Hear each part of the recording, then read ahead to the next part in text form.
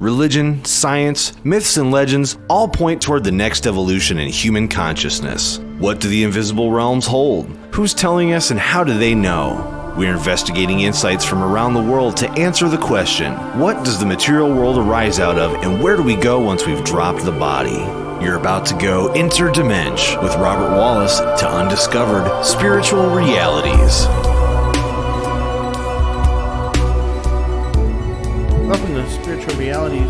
This is Robert Wallace. We're talking today about interdimensional realities and you, starring interdimensional realities and you. Let me tell you more. Probably right now in your personal life, and part of this brings me feelings of elation because it reminds me of just how far I'm living from these older, emptier feelings. And I don't even think about it because it's come on so gradually. But it's been such a beautiful gift. And it's so great to know that it was always there, always available, just as it is right now for you. And so I look forward to, if you are one of those who are not having these interdimensional experiences, pointing you in the right direction, because it doesn't have to be difficult, actually. And it is really the highest degree of spiritual satisfaction that I've gotten from a lot of spiritual experiences, because it is something that it's a state of mind that you can put yourself in at any time to go into these kinds of dimensions, and at least into the soul dimension. And I think when you're seeing and experiencing these phenomena, for a lot of people, at least, for me, it really just removes any kind of possible doubt as to whether it exists, because there it is. So whereas before you're kind of striving towards these other realities, maybe you've had some spiritual experiences, or you've done some psychedelics or something, or maybe you've had nothing and you were just hoping that one day the lights are going to turn on, okay? I think he was talking to Thomas. He said, "Blessed is he who sees and believes, but even more blessed is him who does not see and who believes." So if you've not had any vision of the spiritual dimensions and you're still seeking it, doubly blessed are you, because you are not walking away empty-handed. And if you've already seen the spiritual world, either in a vision or some sort of experience, so you know that it's there and it's already kind of like propelling you forward to continue your investigation because you've seen enough, you're still blessed. It's just more blessed if you're working off of faith and you haven't even had that experience.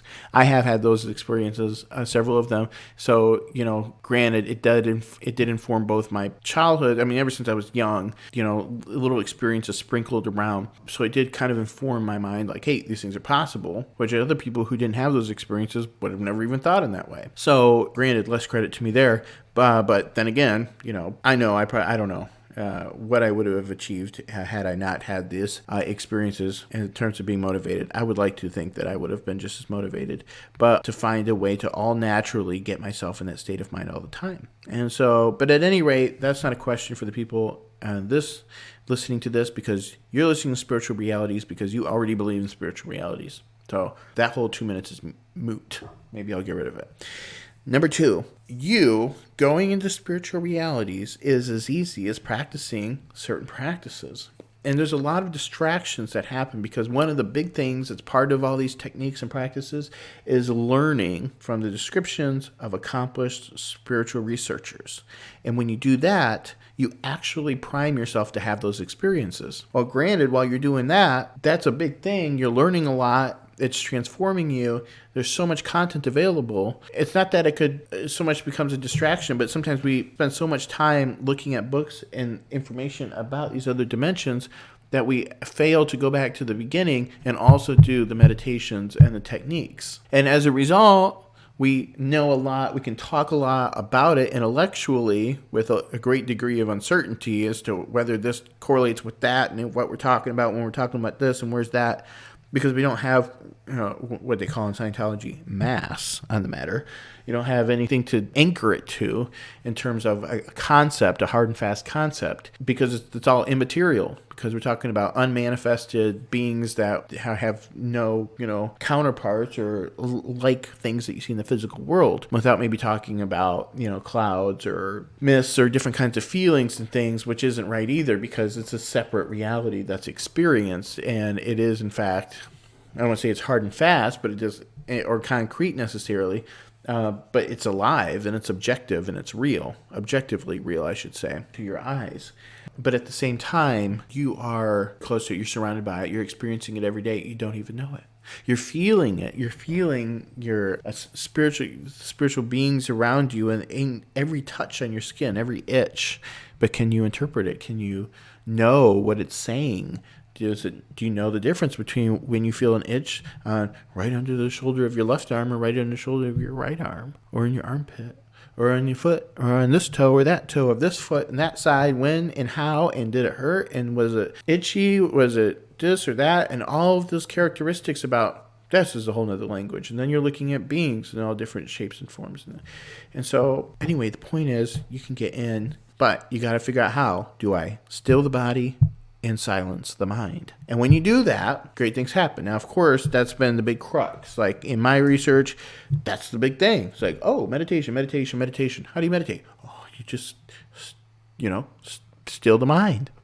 And then in conjunction with that, don't move. Okay. And in conjunction with that, I'm looking at the back of my eyelids. And that wasn't helping. And so after a bunch of that, I concluded, look, I was getting up at 4 a.m. and I said, meditation doesn't work. At least not the way I'm doing it. I believe that it worked, but the way I was doing it, I wasn't doing it right. And so after quite a while, I said, I'm just going to stop meditating until I figure this out, until I'm actually doing something new. Because what comes to mind is definition of insanity is doing the same thing over and over, expecting different results. And it's really great that I'm like practicing this, but I don't even think I have it down right. So I said, I'm going to collect the information. So I was listening to How to Know Higher Worlds over and over and over, and in my car, and I'm on lunch at where I was working. And one day, at the same point in the audio recording where Steiner says, basically, if you're not having these experiences, it's because you're not doing the meditations. And I cognited and I realized, I had to stop meditating until I had new information, and I've been collecting it and the methods and the little things that I need to make sure I keep in when I'm in the meditation zone. And I think I've done enough memorizing. I think I have it memorized. I could list it off and I could execute this. I could do all these steps and then not think about it and be in that state. And that was the thing. It's like, oh, you got to do this, that. I forget this. I got to look at that. It's like, okay, I'm still not doing it. I still don't have enough info. Well, now that I have it, I'm going to go do it. So I went back to my office and I said, let me try this again after hearing that clip that had me thinking. And I said, I'm not going to get up from the spot here at my office. I'm not going to get up all night. If I don't have this experience, I'm going to sit here until it happens. And so basically I mentally cleared my schedule. And I said, even into the morning, I'm going to be right here. So hide and seek, here we go. And boom, I'm gazing into a plant. I'm going through my mental checklist. I'm sending and feeling love back and forth. I'm stilling my mind. If I have any thought about anything, I'm directing it and making it about the plant from the plant's perspective. This is so key. Because once you break through on this and you start to see and you get in the state of mind where your attention goes away from making sure you're doing and not doing the things you're not supposed to do to get the results, and all of a sudden things start to manifest, then your attention goes on those new beings and those phenomena that you're looking at, and that is holding you in that state of mind from then on out. And as a result, now you know what it feels like to have non-thought, stillness and non-thought, because that's the way your body's feeling when you're observing these beings. And so now you know how to get back into that state where you're viewing these beings, because you just get back into the way it felt when you're watching the beings. You feel very still, you feel calm, you feel in a gaze, you feel empty-minded, you're gazing. But it's more constructive than that too, because you're not like daydreaming per se. You're not like staring in that way. But ultimately, it feels so relaxed that it's as if you were in a state of reverie or peaceful repose. And so, so as not to confuse anybody, I should say that too. Because there is a difference between sitting there peaceful repose and nothing happening, and then sitting in peaceful repose and things happening. So it's on a very deep level that you really want to break through. You got to have the experience in a sense first to understand just how deep and fully it has to be felt. But I do believe that a person could feel and meditate through stillness and get themselves there. This is how I did it. And so when I did it through this meditation, one of the things that I was told that I was going to end up feeling with Steiner is that you will feel the feelings that you feel when you see the moon coming up over the horizon, or you'll feel the feelings that you feel when you see the sun coming up over the horizon. And the moon you'll see when a plant is dying away, and the sun you'll sense that feeling when you are watching a plant blossoming and growing. And so I'm like, I don't know what I feel when I feel the moon coming up over the horizon. I never thought I felt anything, really. I just see the moon, and it's a night, and this and that. I said, so let me do this. When I'm meditating on the plant, I'm going to visualize a little tiny moon, just so it's present in my field of vision as a visualization with my eyes wide open looking at this plant, just so it re-stimulates whatever feelings that evidently I feel when I see a moon coming up over the horizon. Whether it's with it being present, maybe I'll feel these feelings, and maybe that'll satisfy that requirement. And so I did that in conjunction with turning my thoughts toward the plant from the plant's perspective and being still and eliminating any other thoughts. And, in certain times when my thoughts would drift for a moment, I'd bring them right back. I would visualize me trying to hang my thoughts up like they were stuck in the middle of a spider web, because I didn't want to have a thought that was grounded in another thought or that was going to branch off into another series of thoughts. I wanted to suspend my bated breath in the middle of a spider's web. So it's so to speak, so that it's just hanging there unconnected to anything else. It's so still, nothing has access to it. It's not reaching it. It's just suspended in midair, bated breath, the stillness. That was where my head is at. And then the plant started to seem to glow, and the room started to get darker around the plant, and the plant started to grow brighter by comparison, or as though the darkness was revealing a brightness that existed, which I can clarify later. And then it seemed like the plant was floating in front of me. It was like it was winding, like moving upward, waving back and forth. And so I kind of snapped out of it when I entered into that state, and I became super excited and elated because I just made a massive discovery, and that discovery is accessing another dimension. And so with that said, that discovery of having entered into an altered state of consciousness all naturally in the middle of the day with the sun right there sitting at my desk, this is natural as can be, so that it's totally replicatable. And that was a very exciting moment. And I found this little course book that I had from this other guy named Eric Pepin. And he's got a program called Higher Balance, is his company. And he's got a program called the In-Between. And it's a program I had gotten a year or so before. And because, I've been trying whatever I could to get into this other dimension. That's what his course appealed to me, DMT experiences, all naturally elicit DMT out of your pineal gland and enter into these other dimensions through a very specific, meditation technique. And it didn't work. I don't want to say it didn't work. I didn't work it. I wasn't able to work it. I wasn't comprehending or doing. And so he said, you got to go back a gradient. Go back to gradients until we can find what works. Well, when I found Steiner and How to Know Higher Worlds and then his processes, that actually produced that result. So I picked up that booklet from a year before right there, and then I went through the process, the list, and I tried to kind of blend it with the experience I just had, thinking if they're both the same, going to the same place, then they're probably going to have similar feelings. And sure enough, as I'm going through and kind of with the consciousness of that state I was just in, I went right back into this interdimensional type of state. I don't know if I should call it more intra-dimensional. No, it was intra. Inter being like this other dimension, intra being like this in-between dimension. And so, it starts off with the world around you becoming modified and glowing and looking different and things like that. But then it ends up being, okay, now it's different completely. Now this plant has been transfigured into something else completely. And so that would be the interdimensional. And so, when things are moving, and it's like, how is it lifting up? It's like, when did it change from a physical thing to a spiritual thing right before my eyes? You start focusing on it's a etheric double or something, and then it's moving, and before you know it, it's like magic. It's like, who swapped it out with the fake one? But no, it's the thing. And Steiner talks about, later I would read about, that it's one of the beginner's things that plants, for instance, appear to start floating, and that it's actually the mind doing that. Well, I can't believe he'd even documented that I was going to see this. I mean, I've never experienced this. But that lets you know you're right on track. So that night, and that was like on a dead plant. I don't know, like an orchid without a blossom. That night I got home and I'm sitting on the bed and I'm looking at an orchid across the room. And I go through the meditation steps and I'm like, okay, I'm going to do this again. And I did the same things I did before. Really try to suspend my thoughts, hanging in the middle, kind of visualize a spider. I just want to be hanging. I had to give it some mass. Like, how is it hanging or suspending itself? Let's just say it's like that. And then I saw the moon, put a little moon there. I'm breathing love. I'm thinking about thoughts from the plant's perspective. And as I'm doing this, the plant gets bright. The whole thing starts to happen again. The room, a pall comes over the room, a pall, like a dark cloud sort of thing. But except around the plant where it's like glowing and like a purplish type of glow.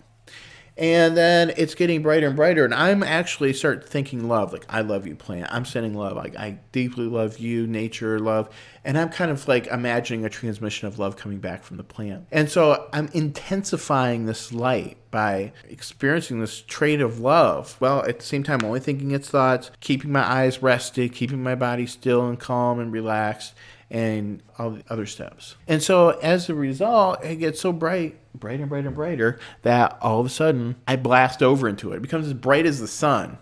People say stuff sometimes because some things manifest like that. It's like it gets and it overtakes you. It's a light. It starts small and dull and it brightens and then widens its diameter until it overtakes you, or you seem to go into it, or it overtakes you. And then from there was another dimension. There was a horizon in front of me. All of a sudden I was in this the white light turned into a white room space outside environment-ish sort of thing, and like a white flourish, and just white light everywhere. But on the horizon is a man standing. I call him a man. He's actually humanoid in that he had 2 arms, 2 legs, fingers and toes, and a head, but all of his skin was completely white with pink circular or splotches about it. And then his head, there was no hair on the top of it. It went up and then on the left side and then down, if he's looking at me, and down at a sharp kind of pitch. So it was like a downward slanted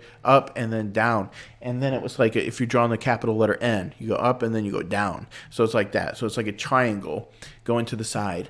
And he was smiling. He was in a bliss. He was happy. He was peaceful. I felt so much love and joy just being in there. Like it was automatic. It was kind of like you're being showered in love. It was like instant upness. I was like, whoa, I feel so great. I was in ecstasy. And I was looking at this guy and I'm like in astonishment, A, that I'm in this world and I'm looking around and all this light and feeling all this love. And then B, I'm looking at this guy, plant man, he's standing there and, light blasting out from behind him and he's in bliss. And I'm feeling like I've got the giggles because this is just so awesome. And I start thinking selfish thoughts, personal thoughts, like, how did I get, what is this? Like, I can't believe this. This is amazing. Like, really just thoughts that were focused on my own reaction. So instead of just being there, I was caught up in astonishment. I was caught up in having to analyze it, name it, and all of this kind of stuff.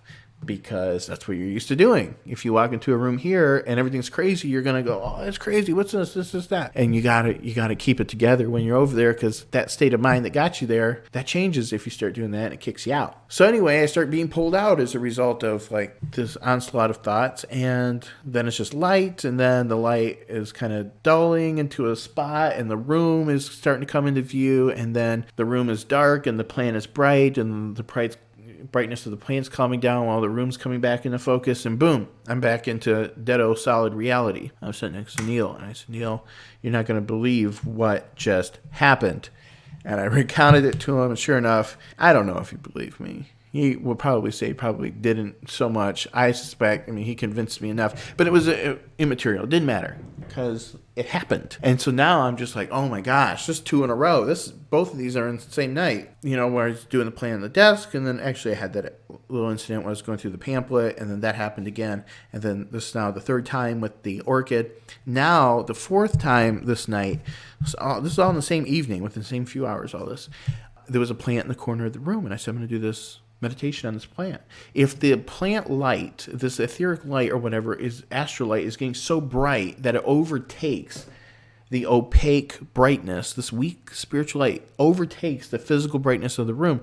Imagine if I did it with the lights off. So lights went off, and I pointed my attention into the corner of the room at another plant. And because I couldn't really, focus on the plant itself and see the plant, I just put my eyes in that general direction. And I started feeling and thinking the thoughts and feelings, visualized the moon, thought about the feelings of the plant from the plant's perspective.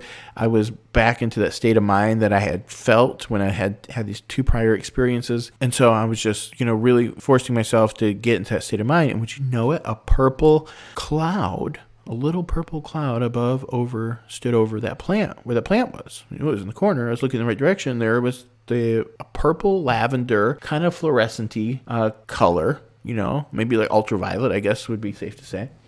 And then there was some glitter in it, sparkling inside the cloud. And then there was something like 2 attached wings or something. I don't know what they were. They were flipping and flapping. They were like connected, but flipping, flapping and then going back and forth. That was astonishing because now I'm like pulling my eyelids wide open to stare into the darkness at this ultraviolet purple cloud of glitter and something flipping and flapping over this plant. And I'm like, oh my gosh, like I know I'm not hallucinating it. Like, I mean, I'm just so happy because I'm like, I'm trying to disprove it in every way to eliminate any possibility of disappointment when I become like disillusioned or something like that. And so after that, I said, okay, if this happens when I'm doing it toward a plant in the dark and I'm seeing this, what would it look like if I held the state of mind and just looked into thin air? So I said, I'm going to hold the state of mind. So I got back into that state.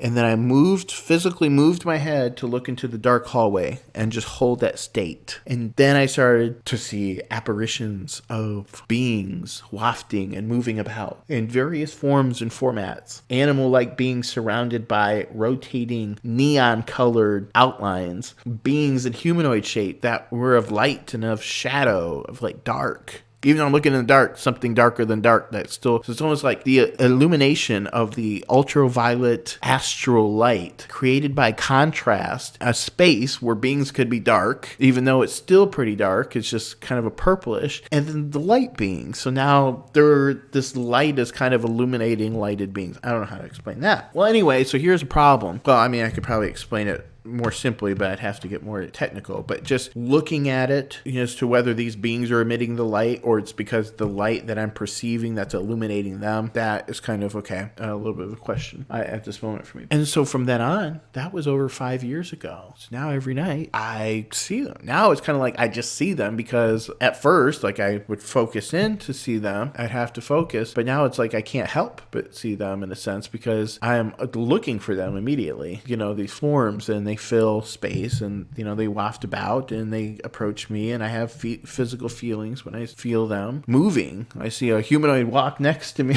and then and I feel his presence as he's passing by me or coming into me, passing through me. And it's all these are soul forms. And for 5 years I didn't know that these beings I was creating, they were being cast off of my soul from the thoughts and feelings that I was thinking and feeling that day. They were casting off beings and populating my soul ambience, my soul environment, my direct space. And so that, again, I think I talked about this another episode. It's one of the things that Steiner says, you don't want premature consciousness of these planes, because what happens is people either think they're directly interacting with alien foreign realities or that are separate from them, or they get afraid. And basically, you want to put your head in a hole like an ostrich and hope that you can make them disappear. And I had crazy stuff like that happen where I thought, it's crazy now when I know looking back, but I thought I was, scared, like, oh my gosh, like, did I open up a demonic portal of hell? Or, who are these beings or these spirits? And they're, and it's because I was undereducated. Steiner says we really need to not try to, we don't force yourself access into these other worlds. Don't force it. And 2, you need to do it with the advice, with the knowledge of an experienced spiritual researcher, an accomplished spiritual researcher, aka an initiate. And so that's what Steiner's How to Know Higher World. So even though I went for all these 5 years listening to this book over and over and over and studying it in different which ways, and now I'm writing it by hand and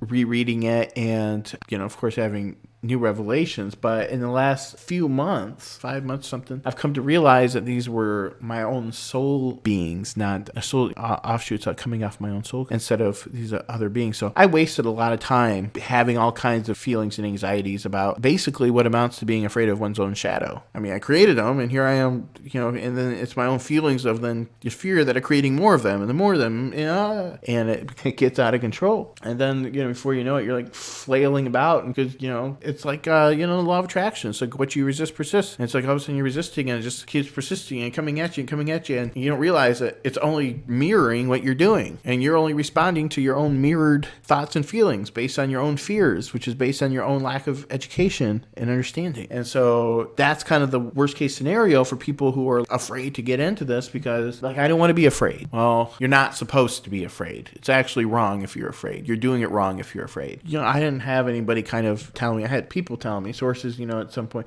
but I'm really like, okay, I got to get myself in here. Time's of the essence. And so I'm following these instructions. I'm trying to, hack them together to figure out out what combination is going to give me something to work with. And I did that without having a really good, deep understanding of like saying you can't really describe something that can't be described truly. You can't really correctly apprehend or have a conceptual understanding of something that is so foreign to you that there's not even words to convey it. So that you're having to piece through your mental conceptions what's told to you into something that you'll be able to recognize when it makes its appearance unexpectedly and not in the form you would expect. So with that said, I just can't say enough about How to Know Higher Worlds by Rudolf Steiner, because you can prevent that. But the moral of the story is there's no need to be afraid. It's basically a sin to approach it with fear. And it is your inevitable future. It's the direction that you're going. If you're on a quest for immortality, interdimensional states of conscious awareness, you got to have these experiences. Sometimes I talk to people who are so spiritual. They seem so spiritual, but I can't talk to them about other dimensions. Now, granted, Steiner doesn't say we should be talking about these things. So there could very well be people I've been talking to, they just can't talk about it because they observe like a perfect initiate rules about certain things that should not be discussed at certain stages. And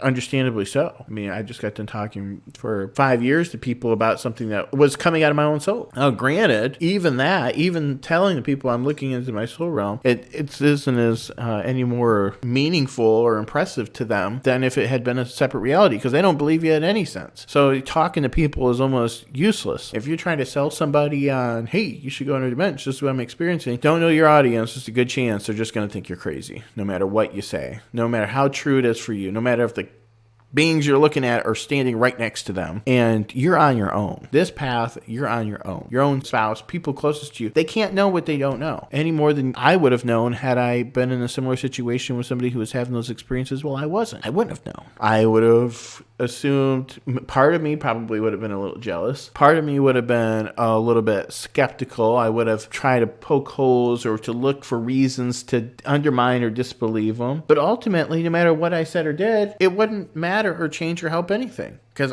I'm no different for the wearer. I can't see anything more. Whatever they're doing or saying, they're not walking on water or whatever. At least I'm not at this point. So what good is it? So that's what some people say. Well, what's the point? Who cares? What does it help? How does it help you? Well, in my way of thinking, what are you talking about? How is it helping you? You're beginning to enter into another dimension, and you already want to know how that's going to help me pay my bills? Like, how did I engage in this conversation with you? That's like very materialistic. You're talking about a spiritual world. This is beyond what any billionaire can buy for himself. This is part of the greatest treasure a person can come upon in all of their existences. And we want to know, how's that going to help me? We all know about the magical miracle working powers of a fully healthy, developed spiritual conscious awareness. We want to go into heaven. A lot of people say, hey, when I die, I want to go to heaven. That's a pretty universal kind of theme. Most people want that, I think. And so how is this going to help me? I don't know how to answer that question. So I have to go back and really just break down the implications a little bit of what I feel these experiences are presenting us with. Because obviously people don't know what you see. They're not going to be able to take off of your excitement or what the implications. Some people will approach this so pragmatically, so level-headedly. I want to be able to share this with somebody who doesn't know and help them get into this experience, who can be great with it. Because my personality, I got a lot of stuff that I need to work on, whatever. There's some people whose personalities are so awesome as it is. Imagine if they had this kind of insight, what kind of leadership they would take up, or what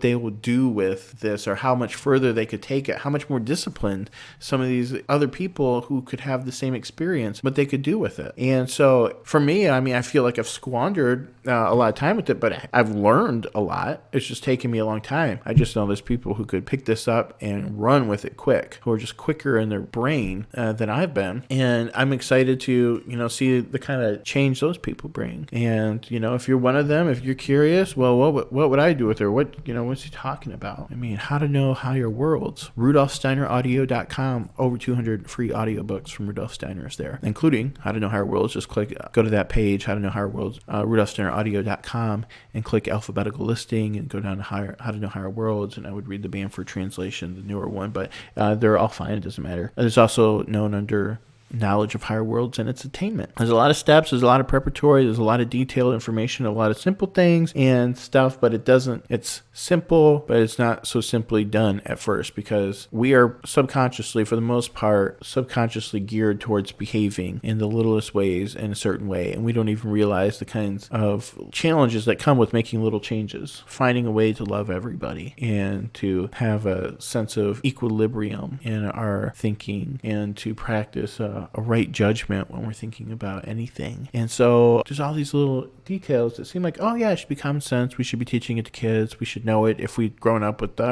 disciplined parents or whatever. But it's not so easily said that, necessarily having those in order is enough to keep those in when you are tried by things you couldn't even imagine. And then at the same time, realize that these disciplines are the keys to keeping you in that state. You wouldn't even know when you fell out of that state and became disoriented because you were challenged like never before. So it's important to know that these processes are key to getting you in the state and keeping you in the state, and that all these other thoughts and feelings aside of, these processes can pretty much answer up to that and be handled with these disciplines that we're being taught and the 6 basic exercises and these other techniques. So this is Robert Wallace. I think I'm going to let it go. I think we had a good time today. I appreciate your participation. If you have any questions, comments, concerns, write me, Robert at spiritualrealities.net. If you want to buy real estate in North Shores area of Chicago, I'm selling it under Waldorf Abodes, like Waldorf Education thing, Rudolph Steiner, because we treat you right. And so that's waldorfabodes.com, Robert at Waldorf Abodes, which is probably none of the listeners,